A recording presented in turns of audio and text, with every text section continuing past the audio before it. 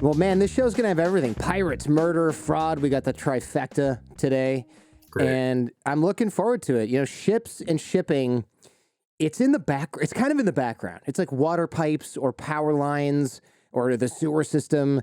Yet this system is largely responsible for much of, I guess you could say, modern convenience, at least because I want my cheap crap and I want it now. And I don't, me being sort of the universal consumer, maybe I don't necessarily want to know about the human cost involved in this.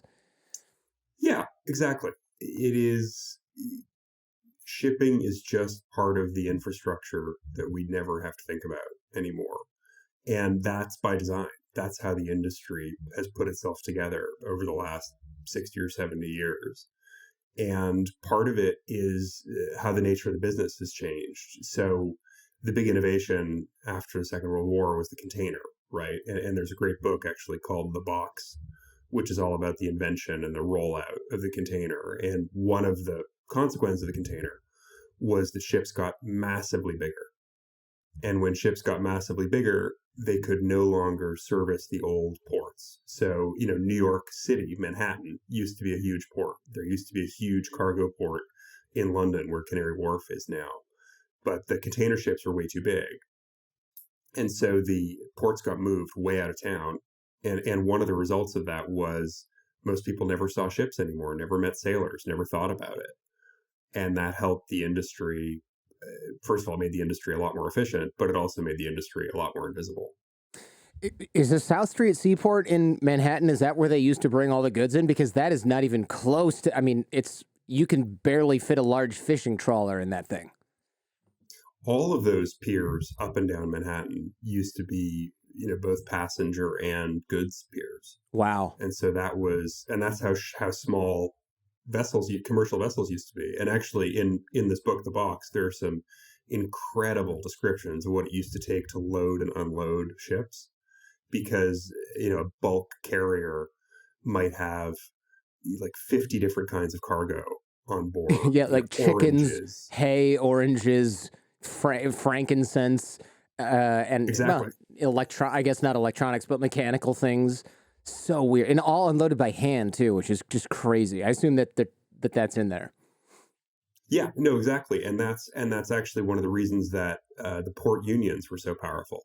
The longshoremen and the stevedores. One of longshoremen work on shore, and the other work in the belly of the ships. And I'm going to get wrong which it is, but they were really powerful. And actually, one of the consequences of containerization, and this was a very happy consequence for ship owners, not so happy for the workers, was it allowed them to break the port unions, because the maritime unions weren't as necessary anymore, because you didn't need all these guys. Do you happen to know the global volume or the amount of trade that's done by ship each year? How many dollars are we talking about here? So there are different estimates out there. There are obviously a lot of different ways to calculate it. One stat from the International Chamber of Shipping, which is an industry group, puts it at 14 trillion US dollars per year. So that's something like 2/3 of US GDP. So it's a hell of a lot of stuff. And actually, if you think about like what's in any room you're in at any given time, really most of what's in that room came to you on a boat at some stage in its journey. They're just, air freight is for, you know, live lobsters or semiconductors, stuff that's valuable and light. But furniture, electronics, cars, that all goes by sea. And of course, oil, which is the real heart of the shipping industry, oil and gas. I'm looking around, and the only thing I can think of that did not come on a ship is this hardwood desk that I use that was made by my friend in a suburb of LA out of a tree. So that's the only thing that didn't come by boat for sure. Everything else I'm reasonably sure is from another country and that came over on a container. Maybe this glass bottle that's supposed to be like hand blown, but even then I'm not sure. So that's really an incredible way to look at it. The computer you're using, the device you're listening to this on right now, the microphone I'm talking into, every single thing that's on your body, probably anyway, came in by ship. Yeah, and the side effect of that, or not a side effect, the central effect of that, is it made possible the industrial booms that we've seen in Asia, China, now Southeast Asia, places like Vietnam and Thailand, that all would have been impossible if you didn't have very cheap, very reliable, very efficient shipping. So it's really the rise of the middle class in Asia, and conversely, the consumer bounty you can get at a Target or a Walmart in the US is totally a result of advances in long haul shipping. So my question is, this might be a little outside your wheelhouse here, but when I think pirates, or when I used to think pirates, I should say, I'm thinking Corsairs and the Lego set pirates, right? Eye patch and peg leg, and that's Johnny what in Depp like the pirates. 1400, yeah, Johnny Depp Pirates of the Caribbean type thing. That's what I'm normally thinking of. How did that go out if shipping is on the rise, right? Then wouldn't, in theory, there just be more piracy everywhere as opposed to that having taken a lull and then it would have come back in force? I know we have it off the coast of Somalia. We'll talk about that in a bit, but why isn't there piracy just about everywhere? Well, there are a few reasons why we don't have, Johnny Depp with eyeliner marauding vessels in the Gulf of Mexico and the Caribbean. And the really simple one is pirates need a land base. They can't live at sea forever. And when you don't have a place that is hospitable to pirates hanging out between their pirating, then it gets much harder for them. So, in the kind of golden age of old school piracy, there were islands in the Caribbean where pirates had kind of strongholds and they could retreat to when they weren't on the job, so to speak. Obviously, those don't exist anymore, and if they did exist, the U.S. and other governments would have a pretty big problem with them. And so the result is that where you do get piracy today, it's in kind of lawless spaces. So it's the reason Somalia has been such a hub for piracy over the last couple of decades is there's very little effective government in Somalia, and so pirates can operate from land with relative impunity. And similarly, another hotspot for piracy, probably right now as big a hotspot as the waters off Somalia, is West Africa, where you have a series of fairly weak governments. And as a result, areas of the coastline where pirates can do their thing without getting into too much trouble. Yeah, that's interesting. Okay, so the land base idea makes a ton of sense. Anywhere where you can kind of control the coastline, or at least a part of the coastline, and you can keep governments from taking over your land base, allows you to go back, refuel, or keep food, or grow food, or extort people into giving you food and supplies on land, and lock up and repair your ship and all that other stuff. That actually makes a whole hell of a lot of sense. Shout out to Mrs. Perrin, who embarrassed me in front of the whole class by telling me that pirates didn't exist anymore, and they hadn't for hundreds of years. I still remember the laughter. Burns a little. She also told me dwarves were not real because she confused them with elves. So she was not the sharpest knife in the drawer, Mrs. Perrin. But anyway, piracy nowadays, it was shocking. My uncle worked for Chevron for a long time, and he used to tell me that there were pirates, and that's why I talked about it in fourth grade with Mrs. Perrin.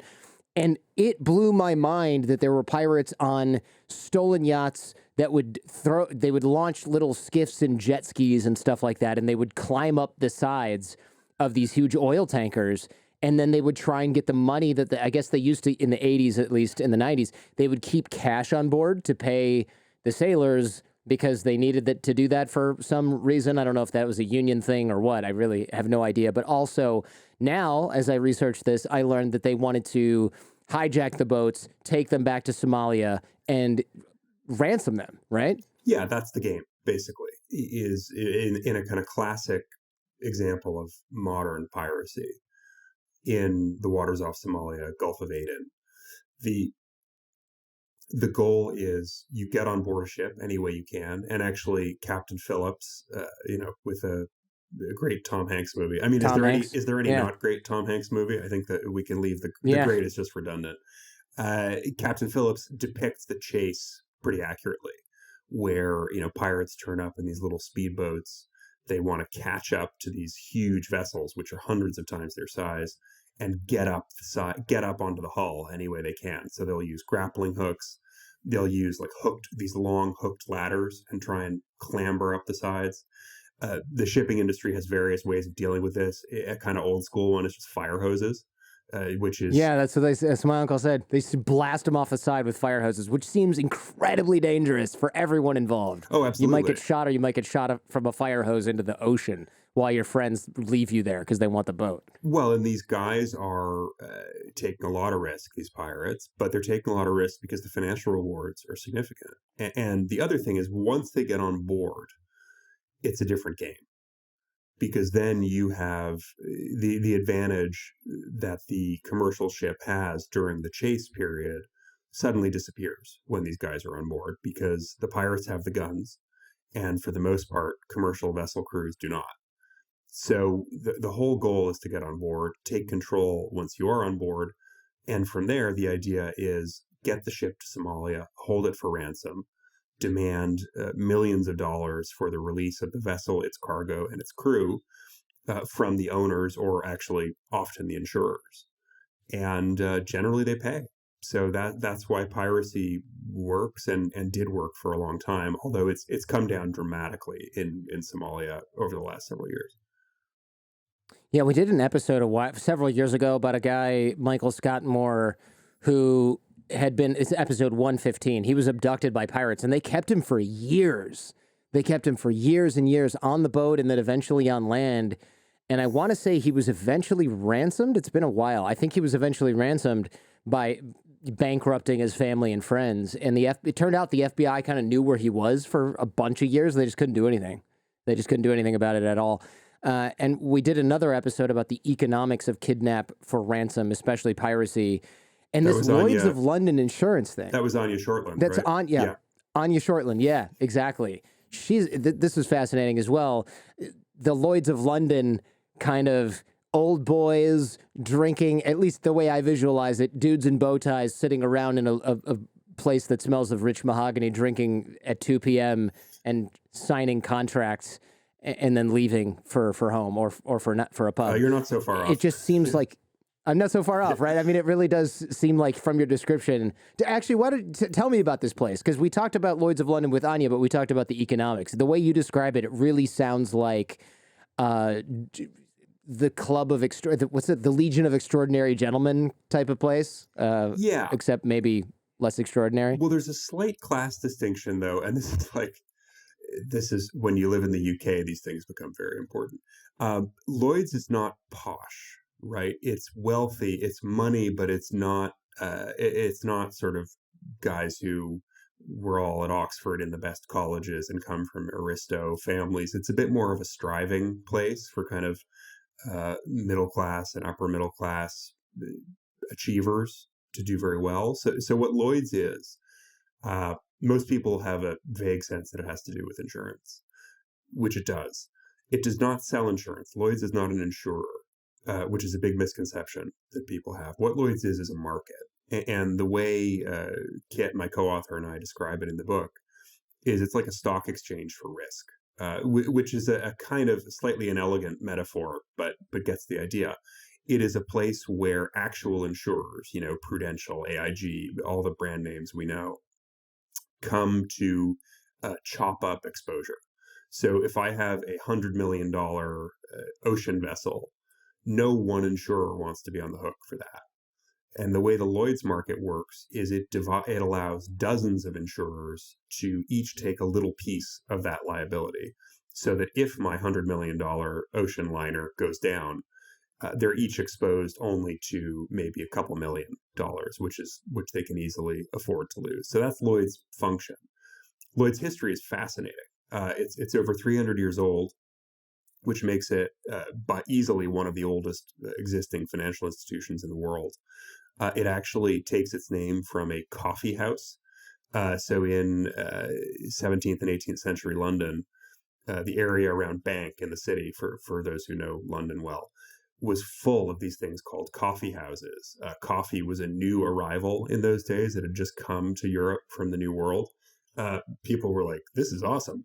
So everyone spent a lot of time drinking coffee, and gradually certain coffee houses had a sort of industry identity. So there would be a coffee house for publishers or printers. There'd be a coffee house for traders.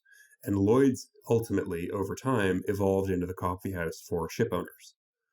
And then gradually, these ship owners who need insurance, because shipping is a dangerous business, would attract investors who were willing to give them that insurance. So this coffee house, over a long period into the 18th and 19th century, became a formal financial institution with a real office. It was no longer a coffee house after a while, and was the hub for initially marine insurance, insuring ships and voyages, and then eventually insurance of all kinds. So now it's probably the single most important piece of real estate in the global insurance industry. I know they insure weird stuff because I've actually looked into this. I think they insure, like, is it David Beckham's legs? All kinds of stuff like that. Or yeah, it was a singer's voice, like Mariah Carey, but maybe not her. It was somebody along those lines. The well-known one is David Bruce Beckham's. Springsteen. Okay, maybe, yeah. So, not sure how I confused him with Mariah Carey, but whatever. It's common some singer. Yeah, and then I was like, well, what about these sweet dulcet tones? Like, what about if I lose this, I'm out of the job. How do I insure this? Turns out there's regular disability insurance that you can get pretty much anywhere. But if you want a crap load of insurance, like you need $100 million because your legs are scoring FIFA goals, you can't just go on the regular insurance that you get in America from State Farm or Allianz, right? They're gonna top you off at a reasonable annual income for a normal person. But if you want to still have the money you would have made in professional soccer, baseball, singing, you got to go to Lloyd's because no one's going to put that money down on you. You get hit by a bus, and it's just not worth the risk for one company to take a chunk of it. So it really is a fascinating kind of setup that they've got over there. Okay, so they're insuring ships, and in your book, this particular ship gets boarded by pirates, except they don't just take it to Somalia and ransom it. They set the thing on fire, and they burn it into this husk, basically. And it's got like 100,000 tons of oil on it that doesn't burn. It stays in the bottom, I guess. But this is not what usually happens when pirates grab a ship, right? Usually they take it back. It's more valuable with everybody on it in one piece, in serviceable condition, right? So this confused everyone. Am I getting this right? Right. So the central incident of the book and the event that drives everything that comes after is an attack on this ship called the Brillante Virtuoso, which was a pretty big oil tanker, 274 meters long, which actually does not make it one of the very largest oil tankers. That's a regularly large oil tanker. These ships are huge. Okay. And it's carrying about $100 million of oil, fuel oil, actually. And it's boarded by pirates in the Gulf of Aden, which is the waterway between Somalia and Yemen, which in 2011, when these events occurred, was just about the most dangerous place in the world. There were pirate attacks virtually every day. But in the course of this attack and this hijacking, because the pirates take control of the ship, there is an explosion and a fire, and that guts the vessel. The oil does not end up going up in flames to everyone's relief, and there's no spill, but the vessel itself is really totaled. And the crew flee in lifeboats. The pirates disappear. The crew are rescued by a U.S. Navy cruiser, the Philippine Sea, that was passing nearby. And this does make a lot of people in the maritime world, in the insurance world, in the anti-piracy world, a little confused. Because, as we were saying, the whole game in piracy is you're holding a ship and its crew and its cargo for ransom. So the last thing you want is to do anything that would diminish the value. And a fire obviously diminishes the value. And also abandoning the ship, as these pirates appear to have done, is a very bad idea. Because once you're on board, you won. The whole goal is to get on board. So once you're on, you don't get off for anything, unless that anything is a hell of a lot of money. So pretty much from day one, when the Brillante was attacked and largely destroyed, there are people in London where it was insured and elsewhere in the maritime industry kind of scratching their heads. Not in a suspicious way, but in a confused way. What happens when a supertanker is on fire like this? I mean, this is a ship that's almost 1,000 feet long, which it's hard to even wrap your head around this. But if you think of a street, a block you're on that has 10 houses, it's longer than that, right? I mean, It's insane how big this thing. It's like the size of a neighborhood, and where I live, and it's just full of oil. You got to be worried about oil spills, and of course the crew, and just the sheer value of this multi-million-dollar vessel. Right? You said $100 million plus dollars, but mostly the potential for what I would assume is a multi-billion-dollar oil spill. So this is a very delicate situation when this thing is burning like that. Yeah. One of the things that's really fun about this book, in my view, is it takes us into some hidden worlds. And one of those hidden worlds is what happens when a giant commercial vessel gets into trouble. There's this whole infrastructure of people who, certainly before doing this research, I'd never heard of, whose job it is to respond in situations like this. So the very first thing that happens is every commercial vessel has something called a ship security reporting system alarm, which is like a silent alarm on the bridge. It's a very high-tech version of like what's behind the counter at 7-Eleven. And that that distress signal gets beamed out to various stakeholders in the maritime industry. One of the most important is called UKMTO, United Kingdom Maritime Trade Operations, which is a British government office in Dubai, actually. And this is kind of a legacy of when the Royal Navy ruled the waves, that the UK has a lead role in this. And UKMTO coordinates between private sector shipping companies, navies, coast guards, environmental authorities to allow responses to marine incidents. So that's what happened in the case of the Brillante attack. This distress call goes to UKMTO. They start coordinating between international naval forces in the area, trying to get the Yemeni government, this has happened off the coast of Yemen, trying to get the Yemeni government involved and to make sure that the Yemenis understand they have this big problem, ascertain the damage, make sure there hasn't been a spill or no risk of a spill. And then from there, the circle keeps getting wider, going to the ship owners, obviously, but also insurers, various third-party service providers, salvage firms who become very important, and we'll talk about later. So this whole ecosystem swings into action like instantly in the middle of the night, 24/7, because this huge, very valuable piece of asset is suddenly at risk, and at risk in a way that could lose a lot of money for a lot of people. That was my next question is, hey, the oil's still in there. It's not burning. They got to get it out because the thing could sink, right? The sides could be destroyed. I mean, you can't just leave this thing floating full of oil. It's a ticking time bomb. And not to mention, there's still a ton of metal. I mean, there's a huge fire, but there's a ton of metal. Actually, quite several tons, maybe even hundreds or thousands of tons of metal still left in this floating trash heap now full of oil. So who goes out there and, one, puts the fire out, and two, is like, this is mine now. I'm going to do something with this. So when a ship gets in trouble at sea, anywhere, these guys called salvors come into the frame. And while we don't have Jack Sparrow type pirates anymore, salvage crews are kind of their modern heirs. Or certainly Jack Sparrow would recognize salvage crews as kind of his kind of people.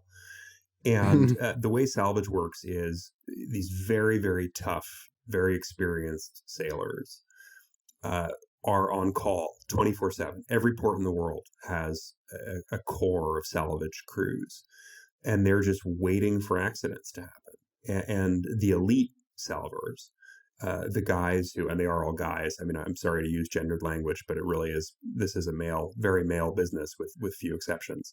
They swing into action, and the good ones can make rock star money because the way the business model works is salvage crews receive a percentage of the value they protect. So, oh wow! So if you take a $100 million, let's stick with the example of a vessel worth $100 million, just to go with round numbers, and if that vessel sinks, its nominal value is zero, right?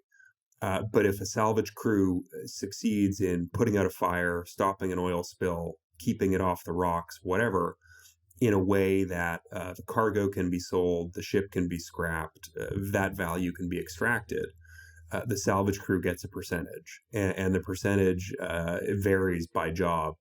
but it can be 10, 20, 30% in some cases. Wow. So you're talking about a ship worth 100 million full of, how much is 100,000 tons of oil worth approximately? Any idea? Not off the top of my head. Although it depends on the product and depends. Right now, that would be worth a hell of a lot. You'd have to convert it to barrels, which depends on what kind of oil we're talking about, the ton to barrel ratio. I'm going to do that right now. Okay. All right. BP So has a chart. 100,000 tons, metric tons to U.S. barrels. Not even that hard to do. Okay, convert. So 100,000 tons, convert. That is 714,751 barrels. Okay. So oil price per, and this is not going to be exact because it's a different type of oil and blah, blah, blah, blah, blah, but whatever. Let me see. Oilprice.com. Let's see if they've got a calculator in here. Not by the look of it. Wow. Can anything bring gas price? Great. So it's just a clickbait site. Okay. So let's see here. Crude oil price today. I guess I'll just do this manually. If the price today is something like $102 right now. So, okay. Yeah. So that oil itself is worth, give or take, a few $100,000, $73 million. So it's worth about 3/4 of the worth of the vessel. So if you're adding that to the price of the vessel, and the vessel price is $100 million, it's $173 million. So if you're getting 30% of that, you're talking about $52 million. And if you're talking about 10% of that, you're talking a mere $17.4 or so million dollars. So between $17 and $50 million, that's worth getting out of bed for, kind of no matter where you are, flying to, getting on your jet and then a helicopter and then another boat somewhere in Yemen and going into the danger zone and trying to do what you can do best, right? This is like the marine version of a smoke jumper, except you're right. They're making rock star money, but it's like Metallica rock star money, not just, we're not talking about Hootie and the Blowfish money. This is real rock star money. You were not kidding. That's how these guys live. So there's a character in the book called Nick Sloan, who's one of 3 or 4 really, truly elite salvage professionals. And Nick, he's South African. He lives in a beautiful house in the Cape wine country, and he plays golf and rides horses and does has a very pleasant life. But his phone might ring at 3 a.m. to tell him, there's an oil tanker that's about to go onto the rocks in Chile, and he has a go bag, and he's straight out the door, straight to the airport, on to the next flight. And later that day, he's maybe helicoptering and then climbing down a ladder onto the deck of this foundering vessel in the South Pacific. So, yeah, that's the life, and it's a good life, although it's a very dangerous one. A lot of these guys get killed, as you can imagine. So, yeah, and in the case of the Brillante, of our tanker, salvage crews were on the scene very quickly.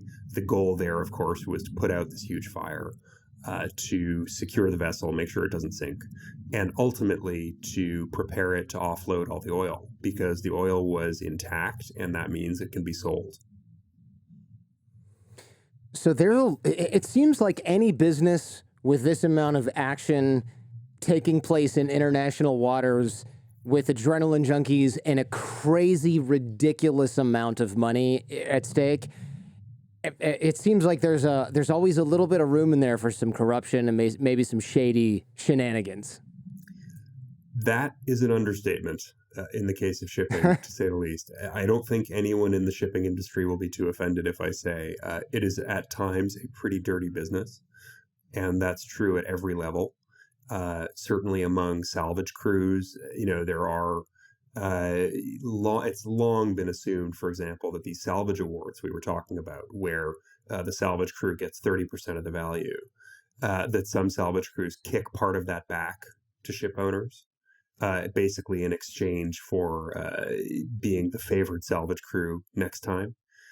There is all kinds of course, more pedestrian bribery and kind of standard level corruption. Yeah, this is a dirty business. It attracts a lot of criminals. There's very little oversight. Shipping has no real overarching global regulation in the way that, say, the airline industry does. And in those shadows, all kinds of bad behavior can thrive. Investigating and frustrating piracy alone has to be really tough because you can't really go ahead and, first of all, even if you could arrest them, you can't really prosecute them or even file a lawsuit against a Somali pirate or somebody in Yemen. You can't really do anything about it. You can't reach them by law, and you can't reach them at all anyway with law enforcement. So what can actually be done about any of this? It seems like somewhere between the guys jumping on the boats and the money, the millions of dollars, whatever, coming from the Greek or US-based shipping company, somewhere in between there, that's where you got to do the enforcement, right? Maybe with the bank involved or the transfer of funds somewhere. Well, there were various ideas to tackle this problem over the years. One was the slightly farcical effort by the US and other countries to prosecute individual pirates. And there were a couple of incidents where the U.S. Navy picked up, these sort of tank-topped Somali guys, with a Kalashnikov and mesh shorts and a tank top, arrested them, brought them to New York to go on trial at SDNY, under piracy statutes dating back probably to the early 19th century. And I don't think anyone has ever thought that's a really scalable strategy. So there were other ideas, like you have to go after the facilitators because piracy is a business. The money has to be laundered. There are investors who are backing piracy enterprises, so you can go after them.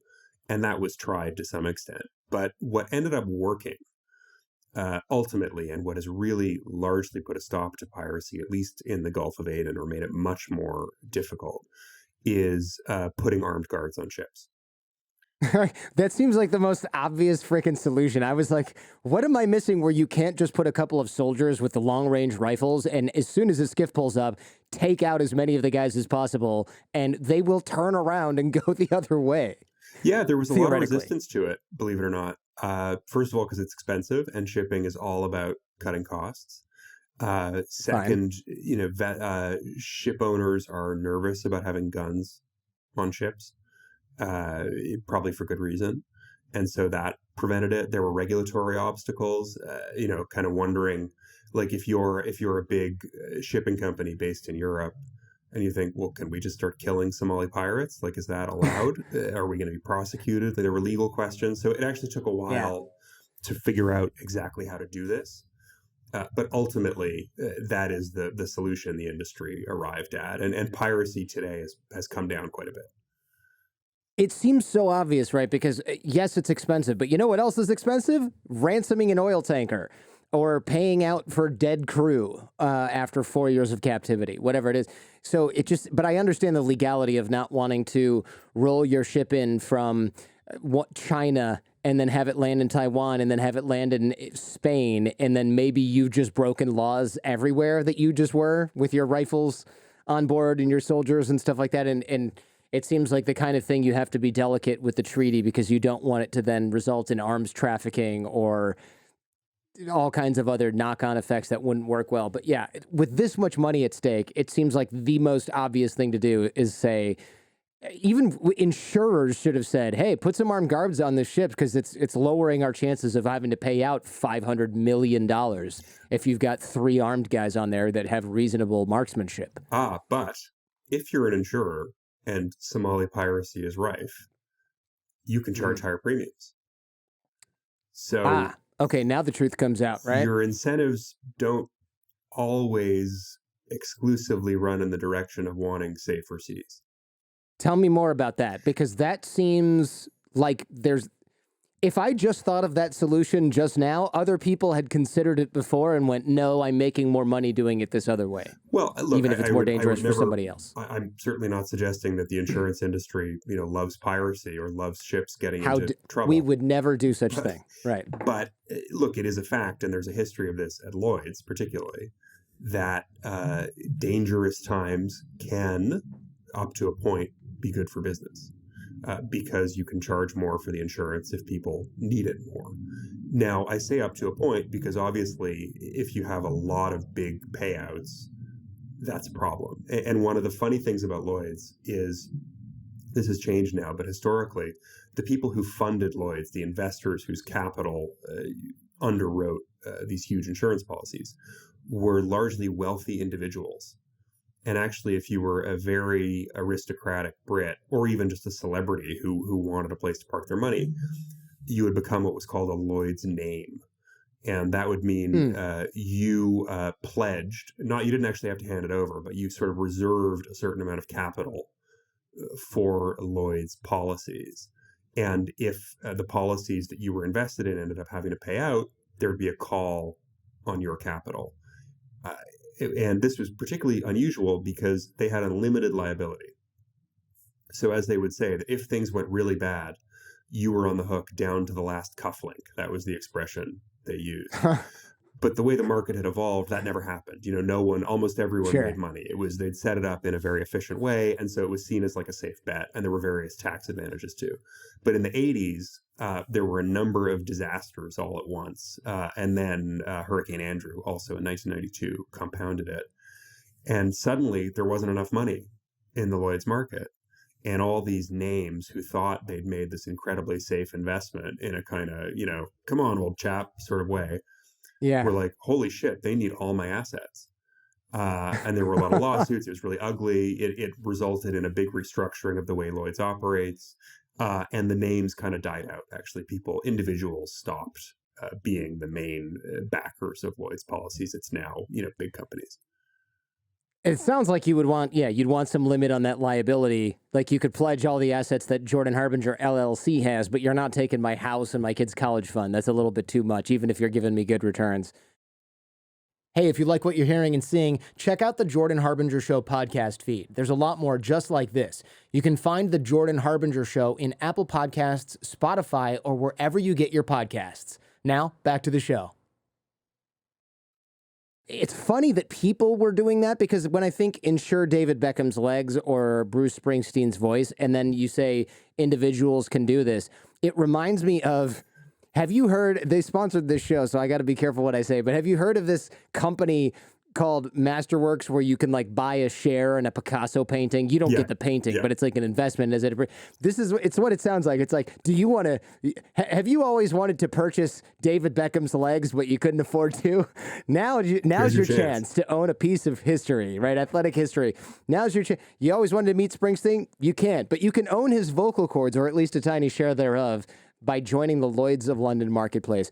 That's really what this sounds like. And it's really funny that used to work like that. I can imagine the limit on liability, generally a good idea. But of course, greed always has a good way. Greed's always a great way to get people to throw caution completely out the window. Public service announcement to your listeners, do not sign up to any partnership with unlimited liability. It is a bad idea. That's right. Exactly. If that even exists anywhere now. So how do you get the oil then off a boat that is nothing more than a burned out husk with tanks full of oil floating someplace off the coast of Yemen? Well, in this case, first you have to get it out of Yemen because these are not waters where you want to do what's called a ship-to-ship transfer, which is this very delicate, slow operation to essentially pump the oil from a full tanker to an empty tanker. That's basically what it is. So the first thing you have to do is you need to tow the vessel, because in this case, the Brillante was not going anywhere under its own power. You need to tow it somewhere safe. And they decided, ultimately, the insurers and ship owners, that it would go up to the Persian Gulf off the United Arab Emirates, which is a much safer part of the world. But before that, one of the things that needs to happen is you need to get what are called surveyors on board, who are essentially kind of like claims adjusters. Like if you have a tree fall on your garage and you make an insurance claim on your home policy, State Farm or whoever are going to send someone around to take a look and make sure, A, that the tree actually fell in your garage, that the damage is as you described it, come up with an estimate for what they'll pay out, that kind of thing. And the insurance industry employs people just like this, but on sort of elite scale, what are called marine surveyors, who go in for these really complicated cases. And in the case of the Brillante, there was a marine surveyor who happened to live in Yemen, a British guy, David Mockett, who was hired by the insurance companies who covered that vessel and asked to go and get on board. And that decision ended up being a very fateful one for David. Yeah, he ended up dying, but being targeted, right? He's blown up by a car bomb. And this plot twist is either terrorism or something else more insidious going on, as we find out in the book.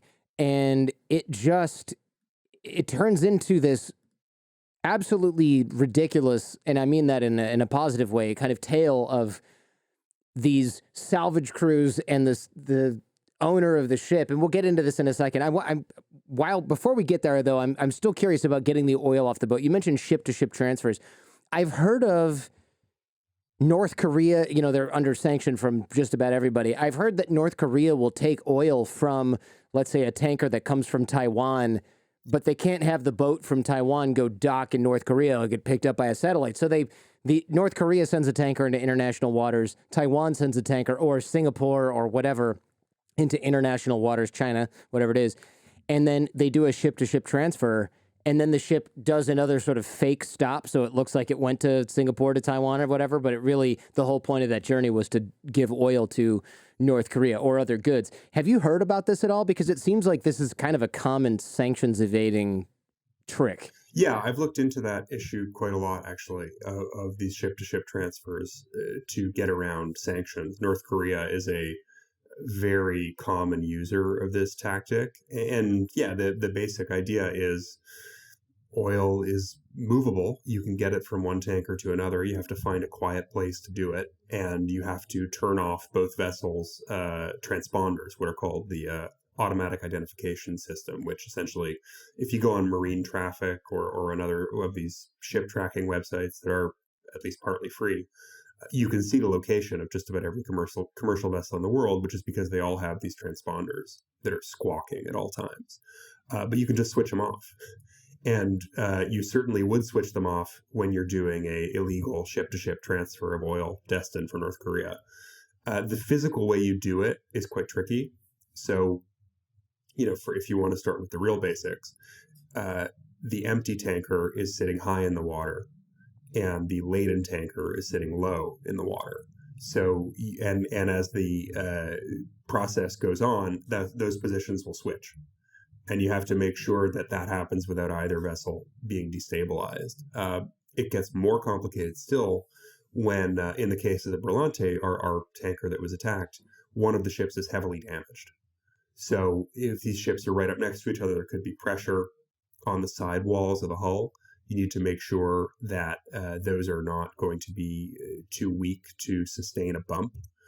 Another thing is you need to inert the oil. I mean, we can keep going if you want, but essentially. No, this is interesting. I mean, look, maybe I'm the only one who finds it interesting, but it seems like if this oil is sitting in there, it could be off-gassing. Couldn't that explode? Well, what exactly. if there's a spill? That could explode, right? So oil in a tanker produces flammable vapors. And so what you need to do to keep it stable is pump in, you need to inert it. That's the verb that they use. You need to pump in an inert gas, which is low oxygen content, to make sure that a fire can't get going from these fumes. But in the case of a damaged ship, the inert gas system probably doesn't work. So you then need another source of inert gas from another vessel to pump in and keep pumping it in so that you don't have an explosion. And then on and on and on. So these are, Nick Sloan, who's this master salver who appears in the book around the ship-to-ship transfer, actually, involving the Brillante's oil, has done a lot of these, probably hundreds of ship-to-ships over the years. But even he would say, everyone is different. You have to be careful. This is a tricky and potentially dangerous procedure. If he's done hundreds of these, that dude's a billionaire by now. Got to be, right? I think he's maybe not a billionaire, but he's done very well. Yeah, good for him. That's a very interesting line of work. Okay, so the man investigating this fire/piracy is blown up by a car bomb in Yemen. And as we imagine that it's not just random terrorism, it looks like he's targeted. And he was targeted because he thought something about this ship fire was fishy, no pun intended, right? I'm trying to stay away from nautical puns, but it's not possible here. And especially around this poor guy, because he was like this incorruptible guy, wouldn't just lie on the form. It sounds like he had integrity in a business that didn't necessarily want him to have integrity around matters like this, especially this one. So David Mockett is, this elite marine surveyor. He's very good at his job. He lives in Yemen. He's British, although he's lived in the Middle East most of his career. And he had a reputation for being totally by the book. He's not someone who would ever fudge the numbers a little bit or, give a little on a claim because someone was his friend. That was just not his way at all. And he went on board the Brillante to inspect the vessel after this pirate attack and fire, and concluded that the story didn't stack up. He didn't really have any idea, or none that he articulated that I saw, of what had actually occurred, but he was quite confident that there was something more going on here. And he articulated those doubts in emails and phone calls in documents that ended up being circulated around the marine world to all the many people who had a stake in this accident.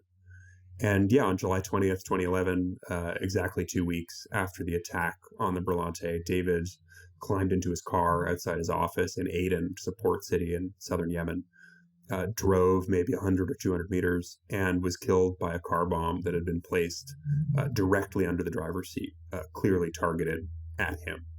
And ultimately, a lot of people involved in this case would conclude that he had been targeted because he had articulated those doubts and was seen to be in the way of something bigger than him. Now, I should stress, no one's ever been charged with his murder. There has never been a conclusive legal determination of who killed him and why. But there were certainly suspicions from the start that this was not some random act of terrorism, that he was targeted because of his role in this case. So he gets the idea, or at least it sounds like he gets the idea that this ship was deliberately, like you said, the story doesn't stack up. Something went wrong, but it wasn't just the piracy. In fact, those guys didn't even stay on the boat. It looks like maybe there's an inside job. Tell me about scuttling, what this is and why people do it. So when I first learned about this in the course of researching first a magazine article about this case and then the book, I was like, what? This just completely, the notion of scuttling just completely blew my mind. Scuttling is intentionally sinking a ship. And it's called scuttling because there are these hatches called scuttles on the sides of ships. And if you want to sink a vessel, the easiest way is you open up the scuttles, you let water come in, and down it goes. And there are historical examples of military scuttling, for example. So after the First World War, this is probably something a lot of people remember from history class. The German fleet was scuttled at Scapa Flow so that the Royal Navy couldn't take possession of these vessels and convert them into British service. So that's a military reason. However, over time, and really this goes back a long way, it goes back even to the ancient Greeks, one of the reasons ships have been scuttled is for insurance fraud. Because there are cases where, as my co-author Kit and I say in the book, some ships are worth more on the bottom than they are afloat. And there can be various reasons for that. Sometimes a rust bucket vessel is insured for more than it's actually worth. Maybe it's losing money. The owner needs cash. And a way to get it is to sink your ship. And it turns out this has been going on forever. It is as old as shipping itself, just about. And it remains a big problem today. And if you talk to anyone in the marine insurance business quietly, this is not something they advertise. They will say, yeah, this is a big problem. And it's something that we have to contend with all the time, that not all nautical accidents are really accidents. Did you say that there was insurance fraud even in ancient Greece, or were you talking about military scuttling even in ancient Greece? Because it would surprise me if there was insurance fraud in ancient Greece, but now I realize there probably could have been. Oh, there was absolutely. This is one of the reasons that insurance fraud is among the oldest white collar crimes. So It's funny, I had no idea. the ancient Greeks had something called bottomry, which was a kind of primitive form of insurance, and it similarly created opportunities for fraud. So actually, the earliest case of insurance fraud that we know of comes from the ancient Greeks, and we know about it because uh, Demosthenes talked about it, and that was then recorded. So that's yeah, this is something that's been going on really since time immemorial. It's as old as finance. Let's say that.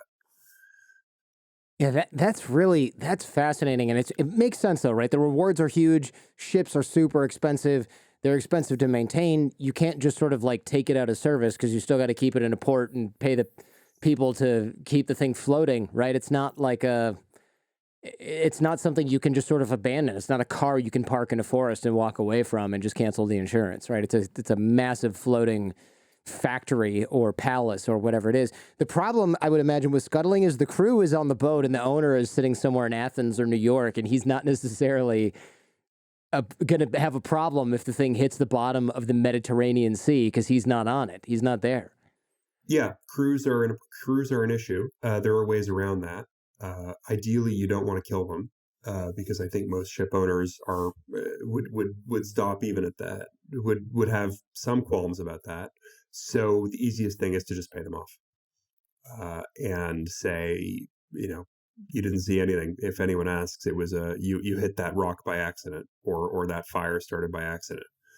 And compared to the amounts you can gain by large scale marine insurance fraud, paying a bit to each sailor is not such a big deal, particularly nowadays, because sailors are paid very, very, very little. Yeah, I've heard that most of the crew now are from like India, the Philippines, Sri Lanka, Vietnam, whatever it is, and there's almost no. A lot of times there's almost no Western crew on there, or maybe there's a couple Dutch guys in the bridge of the boat or Norwegian guys. So if you pay those guys a couple million and they retire, and then you pay the rest of the crew a million divided up 20 ways, they're all never going to need to work again. So they're certainly going to be quiet about something that they couldn't stop even if they wanted to, right? Absolutely, yeah. So even the two Dutch guys on the bridge are probably gone now.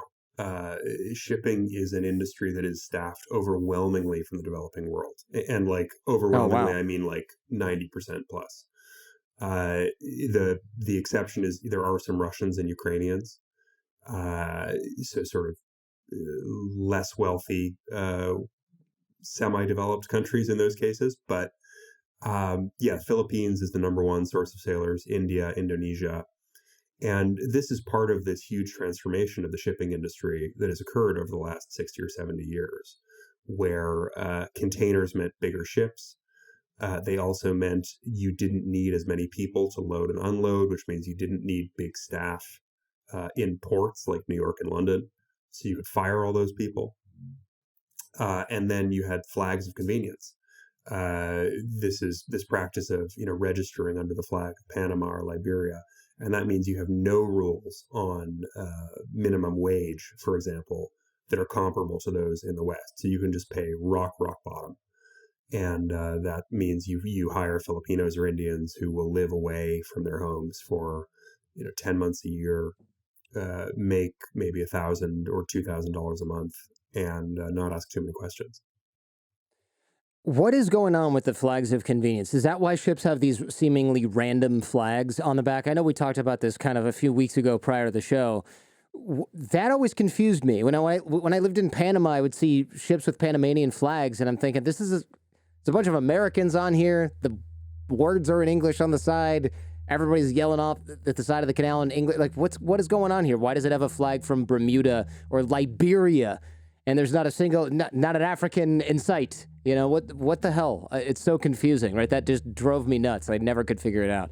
Flags of convenience are fascinating, and this is another example of where, when you learn about the shipping industry, it kind of breaks your brain a little bit because it operates under such different rules from everybody else. So, time was that if a ship was owned by Americans, it was registered in the United States, it would have an American crew subject to American law, and so on. And the same for the UK and France and down the line. Around the 30s, actually, some very innovative people in Panama and working with counterparts in the U.S. Figured out something interesting, which was if a ship was registered to Panama, flagged as Panamanian, in the 20s, some people figured out that if a ship was registered in Panama and flagged as Panamanian, it could serve booze even during Prohibition. So this was a very obvious application of a flag of convenience in that case. And then after the war, things really got going. One of the reasons was there was some concern by the U.S. government that in the event of a conflict with the Soviet Union, American shipping would be blockaded. And so a solution to this would be to flag broadly Western vessels under some kind of neutral country. So the result of this thinking was something called the Liberian Registry. And the Liberian Registry, associated, of course, with the very small West African country of Liberia, got going in the late 40s. The very first vessel flagged as Liberian was owned by Stavros Niarchos, who was a very rich, very suave Greek shipping tycoon of the post-war era, one of the richest men in the world at that time. And from there, tons and tons and tons of vessels flagged themselves as Liberian, Panamanian, Bermudan, for the simple reason that these countries had very limited rules on things like wages and working conditions. You could save a huge amount of money by flagging with those countries, even when the registries had very little to do with the countries themselves. So one of the fun things to know about the Liberian Registry is that it's based in Dulles, Virginia, not Liberia. I think it has an office in Liberia, but it kicks some money back to the Liberian government. But it is a private American company that has a license to use the flag of Liberia and to sell registrations to commercial vessels. So when I first heard that, I was like, the Liberian Registry is based where? Excuse me, not Liberia is the answer. So Panama is actually in Panama. But you get the idea. These are legal fictions, right? That are designed to cut costs, cut regulation, make life easier for ship owners. And they are wildly popular. You would be crazy as a commercial ship owner not to use a flag of convenience because you can save so much money. I've heard you can even get flags from places like Mongolia. And of course, the first thing I did was say, Mongolia? Pretty sure they have no I had to look at a map to confirm that Mongolia indeed has absolutely no coastline whatsoever. And yet you can flag your ship from Mongolia and then I guess not pay taxes, pay your workers crap, serve booze in countries that don't allow booze. And I don't know, who knows what else you can get away with. Now that you tell me that the Liberian office is in Virginia, it's probably run by people who aren't even from Liberia. I would imagine the Mongolian thing is it's the same thing. Who knows? Maybe that's run out of a suburb of Detroit somewhere with a bunch of French people running it. It just seems completely arbitrary in many ways. The Liberian Registry, I was like, it sounds like a joke. The Liberian Registry is based in Virginia and is run by Israelis. There you go. Yeah, of course, right? Because of course. And the Mongolians, landlocked countries have at times sold cheap, hassle-free ship registrations. At one point, this may be apocryphal, but it is, as they say, too good to fact check. Supposedly, someone in Singapore set up a Cambodian registry without telling the government of Cambodia. And all of these ships were suddenly flying Cambodian flags, with no involvement from actual Cambodia. And it was like run out of some office in Singapore. This is a wild, unregulated space. So I would imagine Cambodia was at least if they have any sort of maritime presence, which I doubt they do, they would be somewhat alarmed that there's a bunch of giant ships flying their flag off of the back.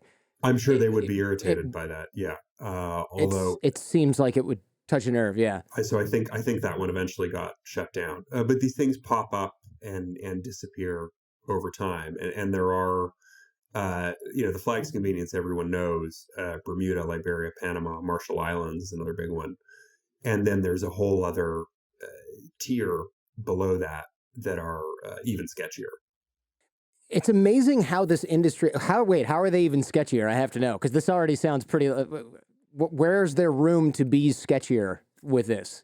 Fewer safety requirements, fewer inspections, even Ah, lower taxes, that kind of thing. I believe someone does have a blacklist of the very, very worst flags convenience. It's probably, I believe, the Maritime Union Federation has a blacklist of the ITF has a blacklist of the very worst flags of convenience. The Panamanian, for example, there are certainly some concerns about it, but it is employed by big companies like Maersk and so on. So there is a kind of baseline level of probity that has to be followed.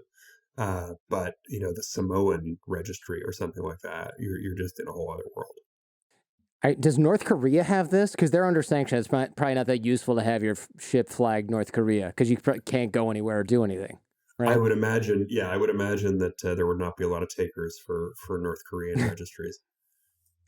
It is amazing how this industry touches even remote region in the world. So even after this Greek-owned, Liberian-flagged, British-insured, Yemen-investigated, Middle Eastern salvaged ship was done with service forever, didn't they send it to like Pakistan to be disassembled and melted down for scrap and recycled as well?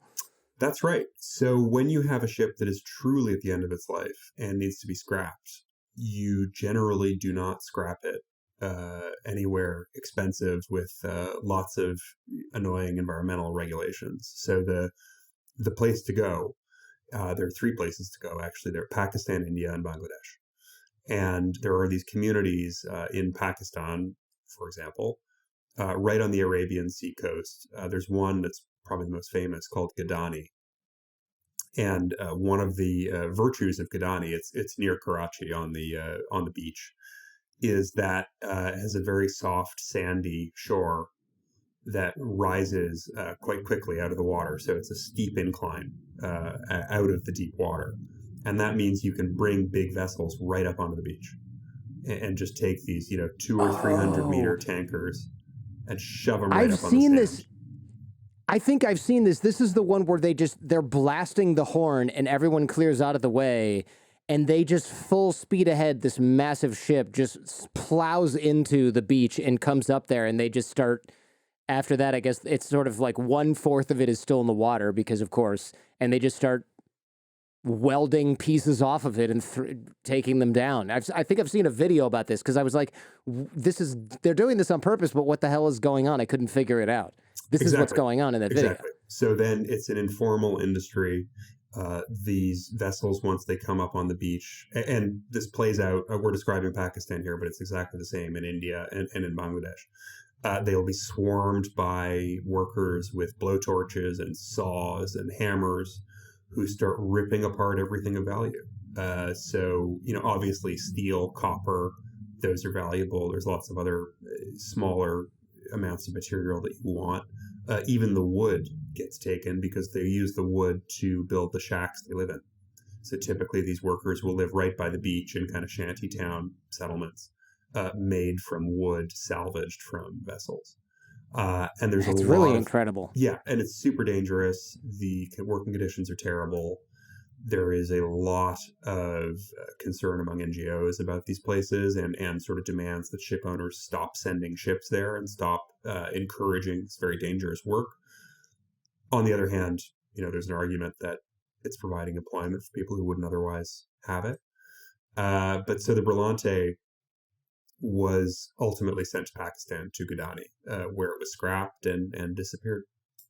So save for Antarctica, you really can't. It seems like you just can't find a part of the world that this type of business doesn't touch regularly as a matter of course. And even to get to Antarctica, I guess you need a boat. So it's not quite the same thing, but it seems like if you're buying anything, you're selling anything, you're digging anything out of the ground and moving it around, or even if you're just destroying the things that you use to do those particular things, you need shipping.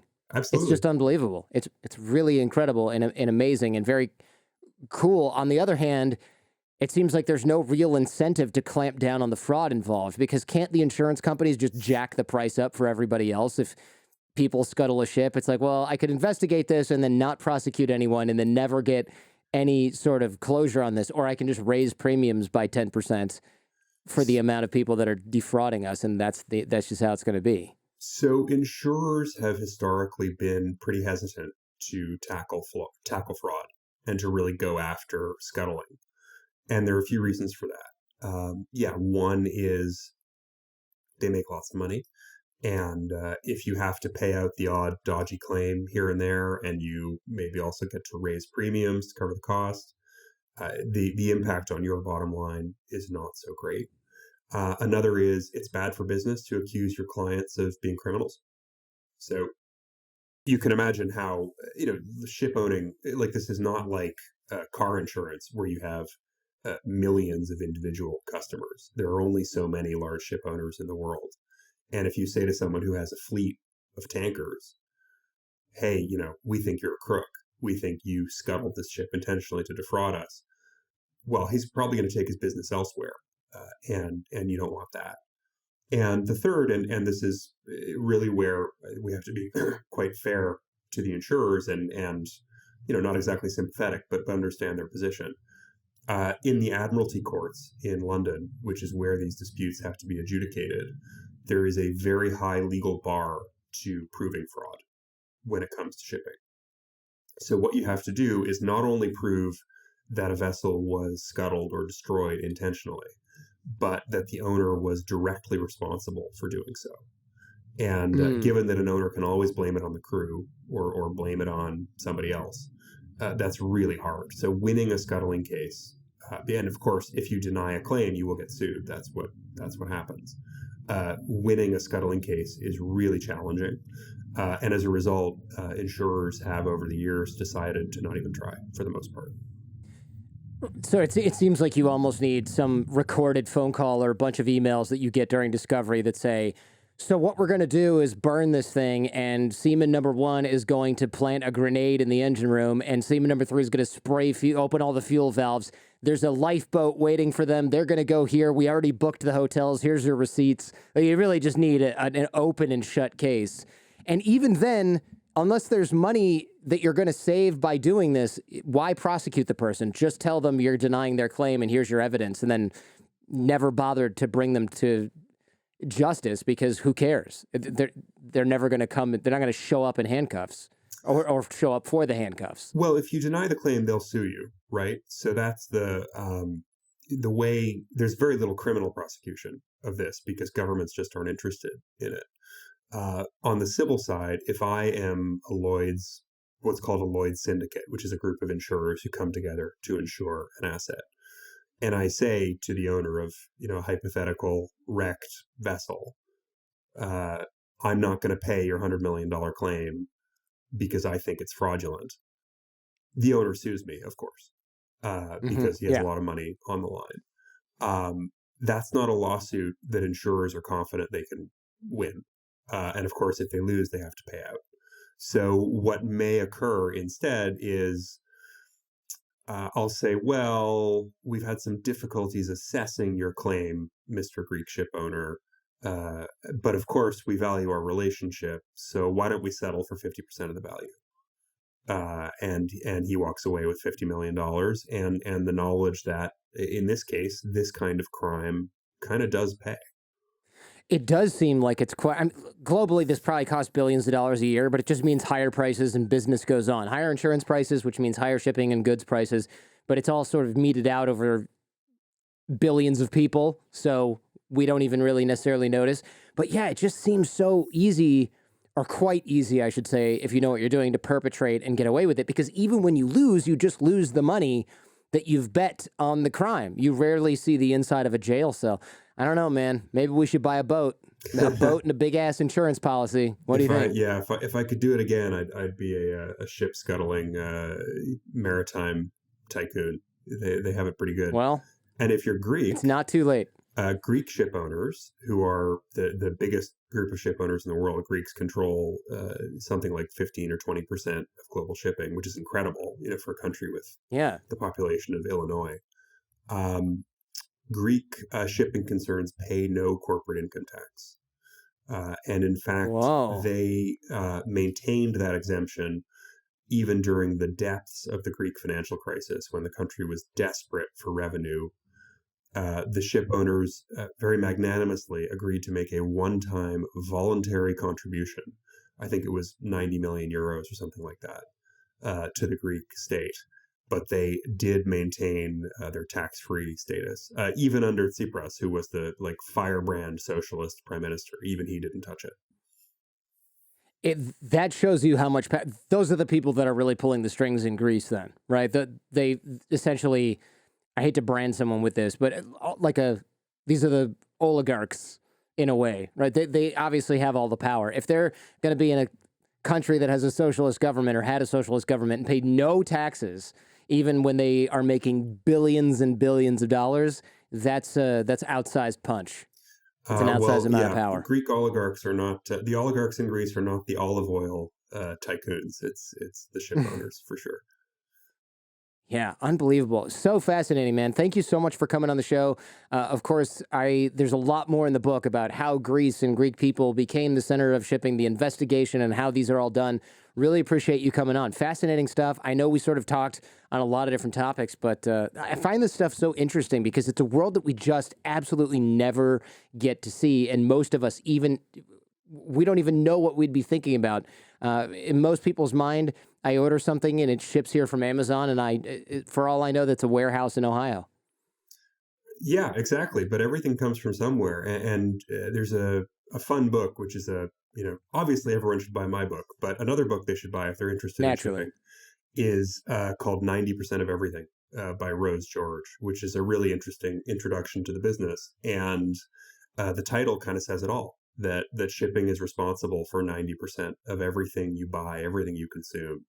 And yet most of us don't think about it, don't know about it, certainly don't know any sailors. That's long gone because the sailors all come from villages in the Philippines now. So it's this industry that has kind of disappeared, even while being more important than ever, which I think is a really weird and fascinating dynamic. Fascinating look inside. Matthew, thank you very much. Thank you. Thanks for checking out this entire episode of The Jordan Harbinger Show. If you're interested in exploring this topic further, check out the Jordan Harbinger Show podcast feed. There, we dive even deeper on this and many other topics. In the audio podcast, I also close open loops, cover things discussed off camera, off air, and give some parting lessons from our guest. You can find The Jordan Harbinger Show in Apple Podcasts, Spotify, any podcast app, or at jordanharbinger.com. And also, if you found this episode useful, please share it with those you care about. Last but not least, like, comment, and subscribe.